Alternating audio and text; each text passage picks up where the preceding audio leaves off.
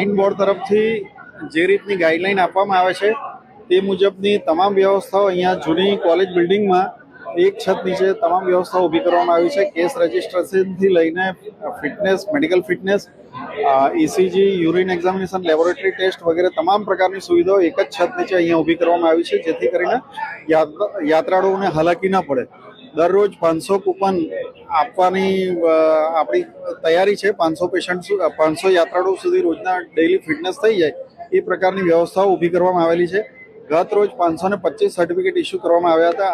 આજ રોજ 300 રજીસ્ટ્રેશન અત્યાર સુધીમાં થયા છે અને રોજ સવારે 8:30 થી 12:30 સુધી આ રીતે ફિટનેસની કામગીરી ચાલશે. 8 ડોક્ટર્સથી લઈને બીજા પેરામેડિકલ અને તમામ સ્ટાફ થઈને લગભગ 25 જણાનો સ્ટાફ અહીંયા તૈનાત કરવામાં આવ્યો છે, જેથી કરીને યાત્રાળુઓને કોઈ મુશ્કેલી ન પડે અને એની સુવિધા જળવાઈ રહે.